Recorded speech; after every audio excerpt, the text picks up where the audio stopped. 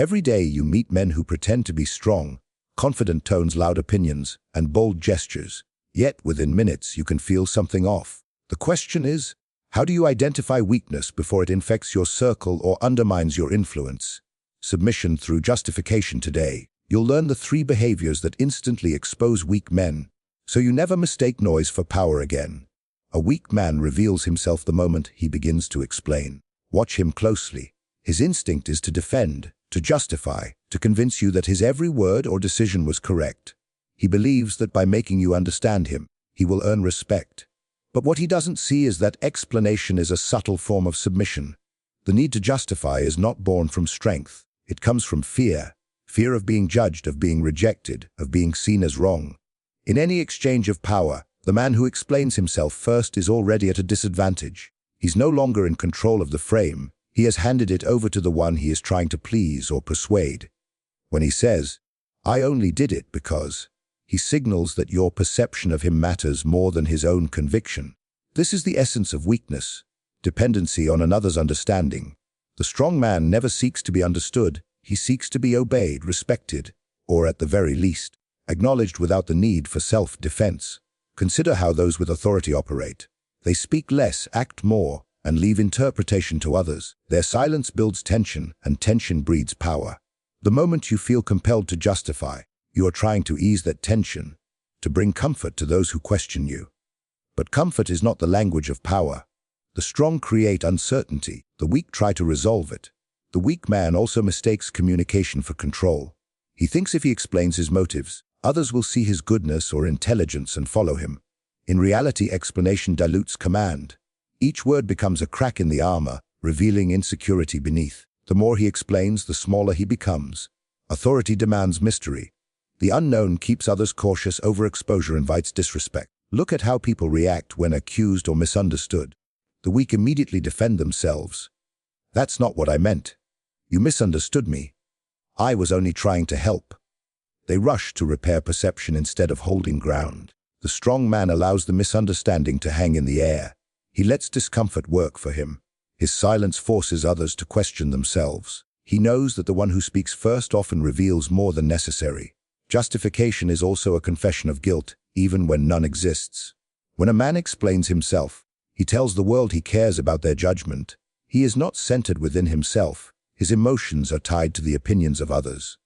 This dependence makes him predictable, and predictability is fatal in any power dynamic. Once people know you can't stand being misunderstood, they will deliberately misunderstand you to control you. Notice this pattern in everyday life.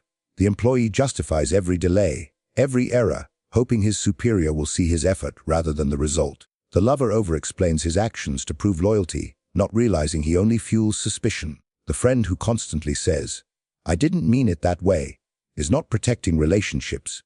He is revealing that he fears disapproval more than he values dignity. Weakness always disguises itself as good intention, but its root is insecurity. The compulsion to explain also arises from a fragile ego. Weak men crave the illusion of fairness. They want everyone to know their side of the story, to balance judgment, to make others feel they were right in their own way. But in the realm of strength, fairness doesn't exist, only perception. Once you start defending yourself, you validate the accusation. You move from authority to equality, and equality is the death of dominance. The strong man understands this instinctively. When questioned, he doesn't rush to explain, he allows others to wonder. He knows that silence unsettles people more than words ever can.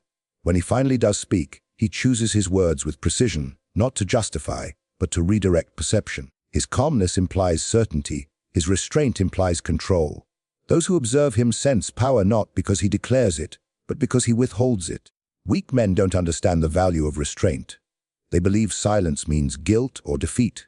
They cannot stand being thought of as wrong, so they talk endlessly to correct every misunderstanding. In doing so, they expose themselves to manipulation. Every time they speak to defend themselves, they reveal what matters most to them: reputation, acceptance, approval. The one who listens learns where to strike next. In negotiation, justification kills leverage. When you explain why you deserve something, you shift the balance from command to request. Even if you eventually get what you want, it's given out of pity or pressure, not respect. The strong man never begs with words. His presence makes others comply. Weak men, by contrast, live in verbal debt, forever repaying imaginary accusations through endless explanations. There's another layer to this behavior: guilt disguised as morality. Weak men convince themselves that explaining makes them honest or transparent.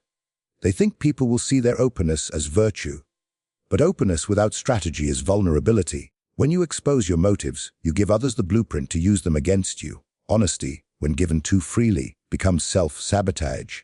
Even in moments of confrontation, the weak man's first instinct is to defend his intention rather than his position. "I didn't mean to offend you," he says, unaware that meaning doesn't matter. Perception does. In the world of influence, intention is invisible. Only effect exists. The moment you explain your intention, you remind others that you were powerless to control their reaction. Justification, then, is not communication, it is surrender. Every word you add to make yourself understood subtracts from your authority. Every explanation turns strength into negotiation. To justify is to kneel before the court of public opinion and ask for mercy. Word you add to make yourself understood subtracts from your authority. Every explanation turns strength into negotiation. To justify is to kneel before the court of public opinion and ask for mercy. The desire for validation is the most subtle form of enslavement. The weak man builds his entire sense of worth on the shifting opinions of others. He cannot stand in silence without wondering how he appears, cannot speak without waiting for approval, cannot decide without seeking confirmation. His confidence does not come from conviction but from applause. He depends on recognition to breathe, and this dependence makes him fragile long before he faces any real challenge. Every action of such a man is a performance. He studies the reactions of others the way a prisoner studies the footsteps of his guards. Compliments light him up, criticism crushes him. He does not lead himself, he is led by every expression that greets him. When he walks into a room, his first instinct is to read faces, searching for cues of acceptance. He shapes his tone, his gestures, even his beliefs, to match what will be most approved of. The need to be liked becomes a leash, invisible yet absolute. The weak man's obsession with validation often disguises itself as humility or kindness. He tells himself that he only wants to get along, that he cares about peace and unity. But this is not peace, it is fear of disapproval dressed as virtue. True humility does not seek permission to exist, it is self-contained. Validation-seeking humility is merely submission in softer clothing. It's the act of lowering oneself to earn affection, rather than commanding respect through quiet certainty. Observe how easily such men are controlled. Praise becomes their drug, and whoever controls the supply controls their will. Offer a weak man a few kind words, and he will work twice as hard to please you. Withdraw your approval, and he will bend over backward to win it back. This is why manipulators love men who need validation. They never have to use threats, they only need to use silence. The weak man's hunger for validation also erodes his authenticity. He cannot commit to one identity, because his sense of self changes with every audience. Around the confident, he becomes submissive. Around the timid, he becomes arrogant. He's not consistent, he's reactive. His personality is built like a mirror, it reflects, but never originates. The strong man, on the other hand, knows that validation is a luxury, not a necessity. He may accept praise, but he never depends on it. His compass points inward, not toward applause. Validation seekers also mistake visibility for value. They chase attention, believing that being noticed equals being respected. They flood conversations with unnecessary words, share every detail of their lives, and beg the world to witness their importance. But in doing so, they lose the power of mystery. The unseen always commands more curiosity than the overexposed. Weak men cannot grasp this truth because they fear invisibility. They equate it with insignificance. Yet the truly powerful know that being unseen at the right time multiplies one's influence. In relationships, this weakness becomes even clearer. The man who needs constant reassurance will never inspire loyalty. His partner senses his dependence and begins to control him through approval or withdrawal. Every argument becomes an emotional negotiation, every disagreement a test of validation. Instead of commanding respect, he becomes desperate for affection. He sacrifices self-respect to maintain emotional security, forgetting that love built on fear of rejection is not love, it is servitude. This same weakness follows him into his ambitions. The validation seeker never pursues goals in silence. He must announce them to everyone, hoping for encouragement. When the praise fades, so does his motivation. His drive is conditional. It exists only when fueled by external attention. Such a man cannot endure solitude because solitude removes the mirror of validation. He fears the quiet, for in it, he confronts the truth that his self-worth has never belonged to him. There is a peculiar irony in this behavior. The more a man chases validation, the less he receives it. People instinctively sense desperation, and desperation repels respect. Those who seek approval signal that they do not already possess it. They expose their need, and need is weakness. The world rewards confidence not because it is moral, but because it is rare. When you appear not to need validation, people offer it freely. When you crave it, they withhold it to maintain control. The weak man's dependence on validation also makes him incapable of genuine conviction. He cannot hold an unpopular opinion, cannot stand alone against disapproval, cannot bear the coldness of isolation.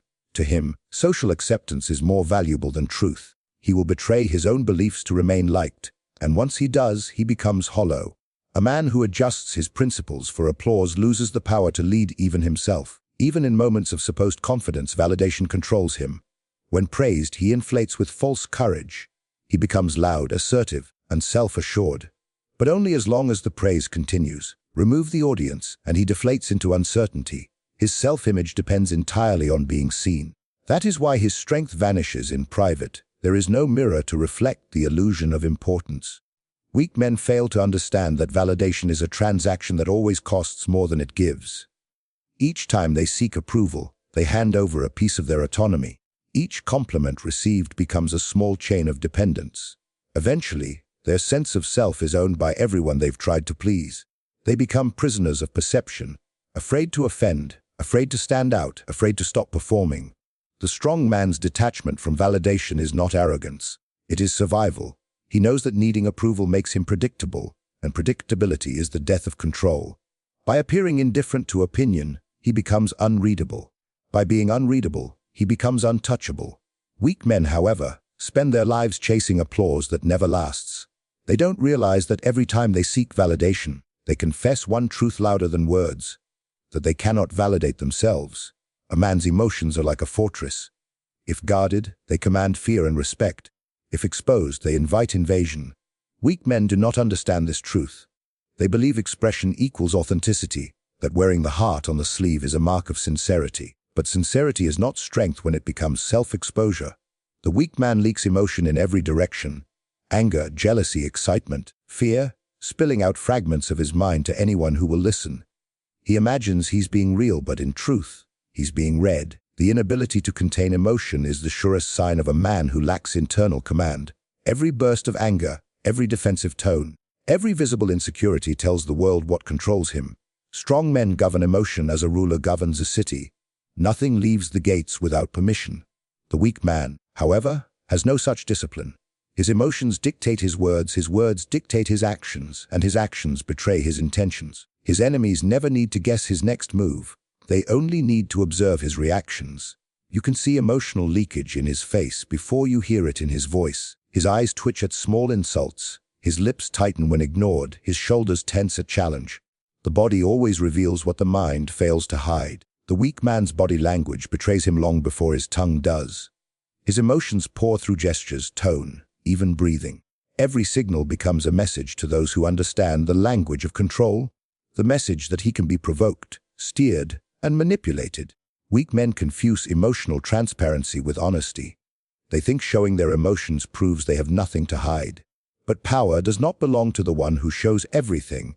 It belongs to the one who reveals nothing until the right moment. Emotion is currency. Its value depends on rarity and timing. When a man spends it carelessly, he ends up empty when he truly needs it. The strong man understands this and keeps his emotions under lock until their release serves a purpose. The weak man cannot wait that long.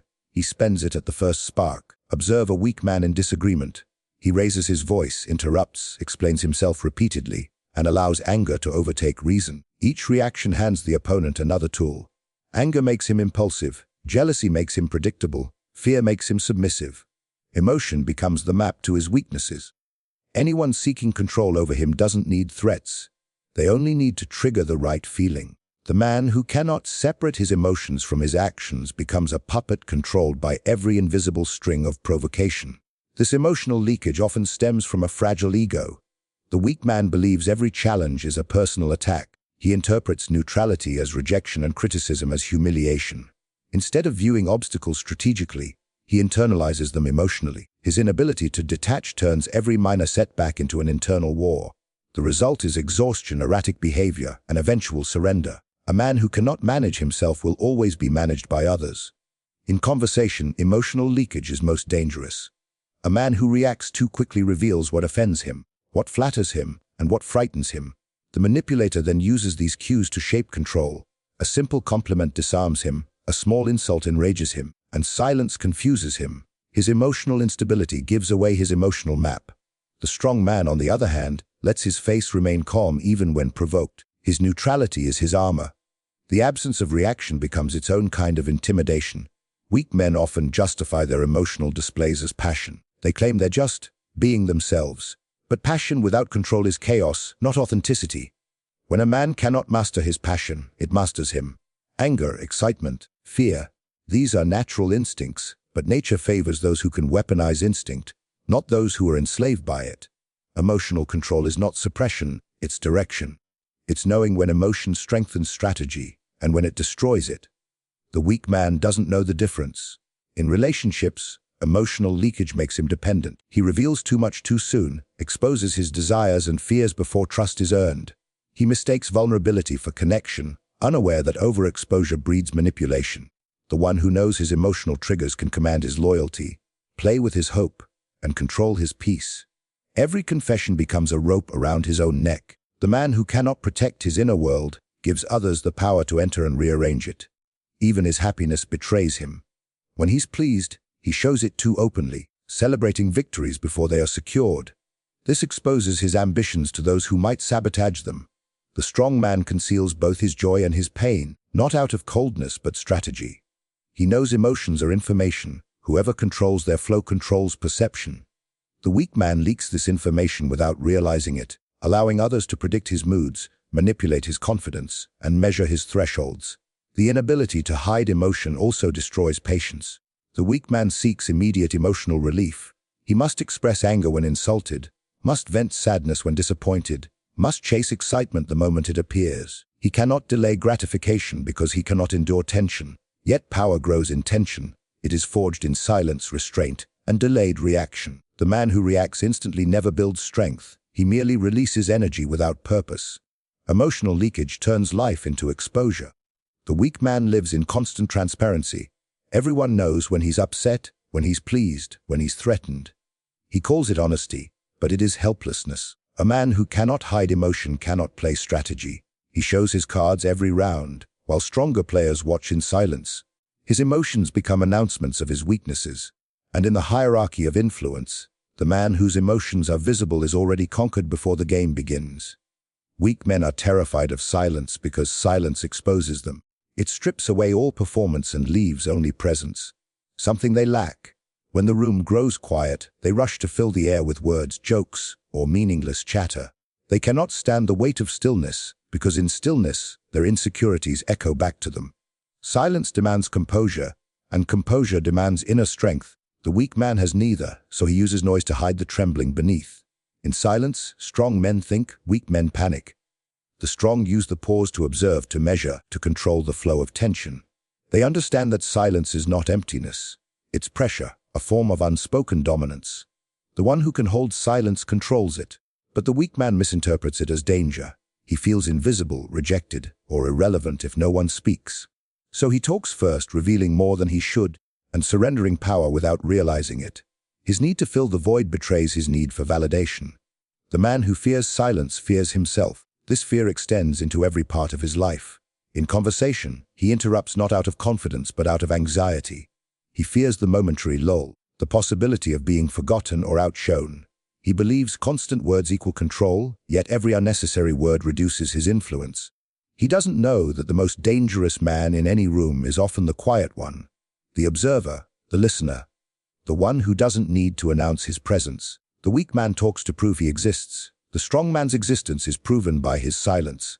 Silence also tests emotional stability. When accused or challenged, weak men respond instantly, defending, explaining, apologizing. They cannot bear to leave a question unanswered, a rumor unchallenged, or a pause unfilled. But every hurried defense is a confession. The strong understand that silence can serve as its own form of denial.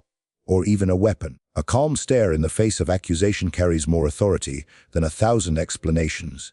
Weak men lack this discipline. They crumble under the weight of waiting. Conflict, like silence, terrifies the weak man. He sees disagreement as danger and opposition as personal rejection. His first instinct is to smooth over tension, to apologize even when he's right, to restore comfort at any cost. He doesn't understand that conflict is not destruction. It's the testing ground of power. Without friction, no hierarchy is established. Without confrontation, no strength is proven.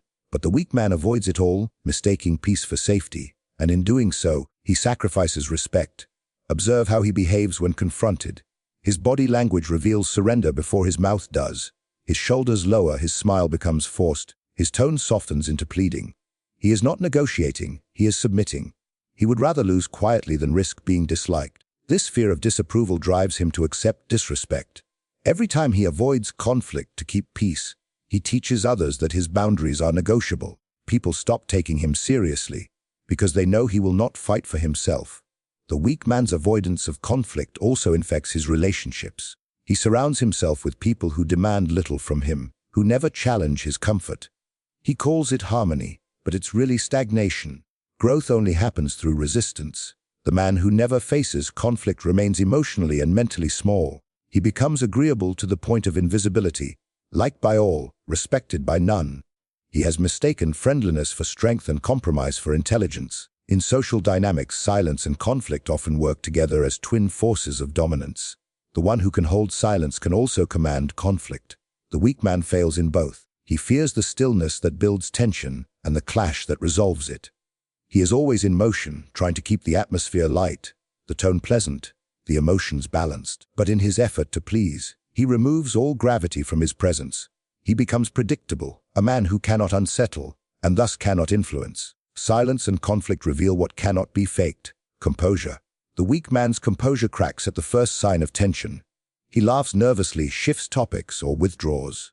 He cannot stand being misunderstood or disliked, because he ties his self-worth to approval. So he submits to comfort, his own and others. But comfort is the enemy of authority. No leader, no strategist, no man of power ever earned respect by being comfortable. Those who lead carry the ability to endure discomfort while appearing untouched by it. When a strong man enters silence, people listen. When a weak man enters silence, people talk over him. The difference lies in internal certainty. The strong man's silence carries presence. The weak man's silence feels like absence. One intimidates, the other disappears. Likewise, when conflict arises, the strong man uses it to reveal character. He studies his opponents, measures reactions, and uses tension to assert dominance. The weak man uses conflict to apologize for existing. He doesn't understand that power is never found in avoidance. It is found in mastering unease. Conflict exposes the hierarchy of will. The man who stays calm when others lose composure becomes the natural center of gravity. The one who panics or retreats confirms his inferiority. The weak man doesn't see this structure. He sees conflict as chaos. He runs from it, and in doing so, places himself beneath those who face it head-on. Power belongs to those who can stand firm in confrontation without losing temper or dignity. The weak man either explodes in emotion or collapses in retreat, both outcomes proving he was never in control. Silence and conflict are mirrors. They reflect the strength of the one who faces them. The weak man avoids both because they force him to see the emptiness within. He needs noise and comfort to survive, just as a flame needs air. Remove attention, and his identity flickers out. He cannot understand that true strength is silent and unbothered, that stillness itself can command obedience. His fear of silence and conflict keeps him a servant to noise, forever talking, forever yielding, forever mistaking harmony for power. There exists a kind of weakness that wears confidence like a mask. You'll see him posting, boasting, and preaching about his strength, his success, his superiority. But if you were to peel back just one layer of his being, you would find a fragile dependence on the eyes of others. The man who needs validation from the world is not strong. He is a servant dressed as a king. His worth does not come from within. It is borrowed from applause, from attention, from approval. The moment that applause stops, he collapses. The man who depends on validation is easy to control because his self-image is tied to public perception. He cannot act in silence, nor can he bear rejection. He craves admiration like a thirsty man craves water, and that thirst drives every word he speaks and every action he performs. But here lies his weakness. When your sense of power comes from others, they own you. The crowd becomes your master, and you, though you think yourself free, are chained to their praise. When such men speak, they speak not to express, but to impress. When they help, it is not out of strength, but out of a desperate need to be seen as good. Every gesture is a performance, every word rehearsed to secure the nods of approval that temporarily fill the void inside them. You can identify them easily. They are constantly looking around, waiting to see if anyone noticed their virtue, their achievement, their humility. But when no one notices, they grow restless, even angry. They are addicted to attention, and like all addicts, they lose control when deprived of it. Powerful men, by contrast, create validation within themselves. Their satisfaction comes from mastery, not acknowledgement. They build in silence, act without announcement, and do not require others to see what they've done. Their victories are internal first, external only as a result. The weak man reverses this order. He wants the show before the skill, the recognition before the result. This is why his victories are hollow and his confidence collapses the moment he faces criticism. Validation-seeking men are also dangerous in subtle ways, because they depend on how they're perceived. They can turn treacherous if their image is threatened. They will betray allies, shift loyalties, and distort truth, all to protect how others see them. They cannot endure being seen as wrong, and so they lie, they exaggerate, they manipulate perception. To them, reality matters less than reputation, and in their desperate attempt to preserve the illusion of strength, they expose their deepest weakness, fear of irrelevance. Watch how they behave when they fail. The truly strong absorb failure quietly, analyze it, and return sharper. The validation-hungry crumble, or worse, pretend it never happened. They cannot confront the mirror without distortion. Failure is not a teacher for them. It is an enemy that must be hidden. They live in denial, editing their own lives to appear victorious, even when they are falling apart. Their social masks grow heavier each day until they suffocate beneath them. A man who lives for validation will also chase trends rather than principles. He changes opinions with the wind, aligns himself with the majority, and imitates whatever earns him attention. You will never find consistency in him because his compass is not guided by conviction. It is controlled by applause. He becomes whatever he must be to stay liked, which means he can never truly be anything. There is no depth in his loyalty, no steel in his character, only the reflection of whatever the crowd demands of him. Observe how he interacts with power. The validation seeker will always try to please those above him while subtly belittling those below. His flattery flows upward, his arrogance flows downward. This is not strategy, it is survival. He fears disapproval from those who can withdraw his status, so he bends, grovels, and performs. But to those who cannot harm his image, he reveals his true nature, rude, defensive, and dismissive. Weak men always divide the world by who can validate them and who cannot. This constant hunger for validation also prevents him from ever finding peace. Even when he receives admiration, it fades too quickly. The applause that once elevated him now feels insufficient. He must outdo himself, post again, perform again, prove again. His mind becomes a restless marketplace of opinions, where his self-worth fluctuates with every comment, every like, every whisper. He lives not in reality, but in reflection, constantly measuring his worth through mirrors held by others. The greatest tragedy is that such men often begin with potential. They could have been strong, disciplined, and complete, but they chose to let the world define them. Instead of mastering themselves, they became slaves to perception. They spend their lives chasing shadows of approval that vanish as soon as they are caught.